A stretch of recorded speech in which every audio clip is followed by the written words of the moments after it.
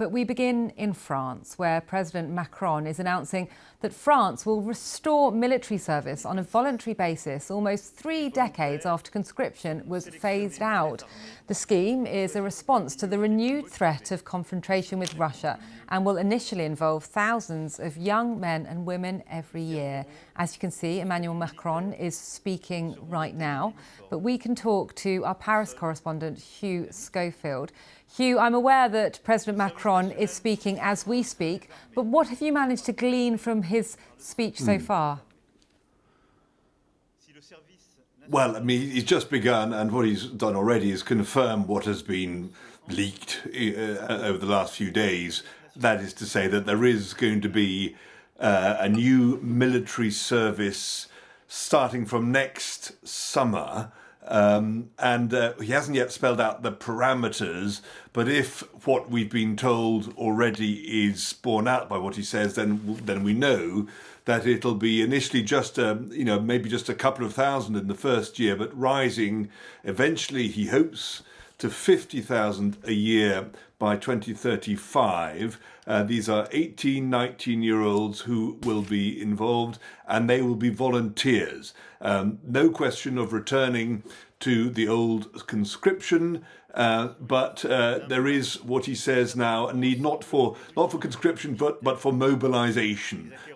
So he spent the beginning of the speech reminding everyone of what had been there before. Jacques Chirac abolished national service in 1996. That is to say, there was every year, all young men, in theory, went and did 10 months training. We're not going back to that because he says that's not what the army needs. The army wouldn't be able to cope with that. It's anachronistic. The threat is different. What is needed is a pool of men and women now able to be mobilized to perform backup roles to the professional army, to form a kind of more of a hybrid force that will consist of professionals, of reservists, and of these volunteers. So the detail he's spelling out, as I understand it, it'll be rising, as I say, up to 50,000, and they'll be volunteers and they'll be paid. And all of this, of course, is very different from the mandatory conscription, which was the old system. And this is designed to counter possible threats coming from Russia, Hugh. Yes, I mean that's obviously that's the case. I mean this is a rising sentiment across Europe. So the rhetoric out of Paris from Macron, from the chief of staff only last week, warning that France doesn't have the martial spirit anymore, and saying to the mayors of France. This is the General Mondor, the newly appointed chief of staff. He said to the mayors of France, at a gathering of mayors of France, the 35,000 mayors who run the communes of towns and villages. He said, you've got to go and tell people that this is serious, that there is a risk of human sacrifice. You may lose your children. This is what he told mayors to spread out across the land. So there is this growing sense that something could happen.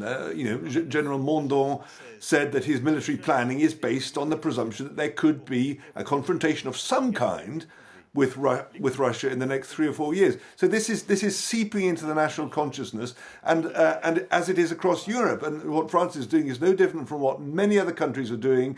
The Netherlands, Belgium have introduced a voluntary system. Germany's talking of introducing a voluntary system. There are countries like Finland, Greece, which have never given up military service.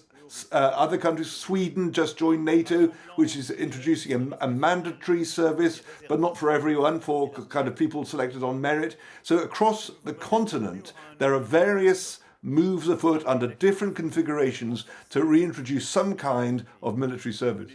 So we can see President Macron speaking in Grenoble to an audience that includes lots of young people.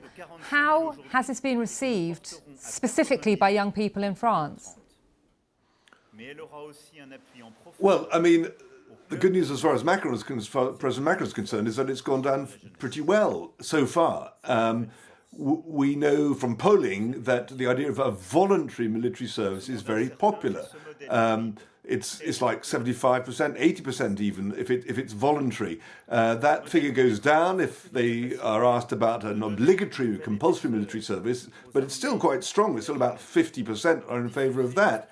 The nuance is that younger people, in other words, people who will be involved in this, are less willing than their elders. But even among that age group, there's still a positive majority, 60% in favour of a voluntary military service among young people, as opposed to 40% against it. Older people, many of them nostalgic, of course, for their own memories of the good old military service and their camaraderie and all that. They're very much in favour of it. So the country as a whole is not opposed to this at all. But we'll have to see how it pans out, because there are other considerations. There's money. This is going to cost money, and then there's this other thing which needs to be factored in, which is that this is not Macron's first bid to sort of tap into the spirit of engagement which he likes to evoke among young people. For the last few years, there's been something running called the National or the Universal National Service, which has been a complete flop. It was supposed to be a kind of voluntary thing where hundreds of thousands of people would turn out and get 2 weeks of civic responsibility training and then practical work on tractors and lorries and things like that. It's been a complete flop. So everyone, there will be a certain degree of skepticism until this is up and running. But I think it's different now, because this does have the support of the army. The army does not want to be involved in basically, social work, providing, a kind of background of social cohesion to make, to help the different classes mix together and get people into jobs. That's not what it's for, the army says. This much more limited, voluntary, purely military service, it's nothing to do with social work, it's military training, is something that's much more up their street, and which they say will be useful because it will provide this pool of extra men and women who can come in and help in an emergency. Hugh, thank you very much. That's our Paris correspondent, Hugh Schofield.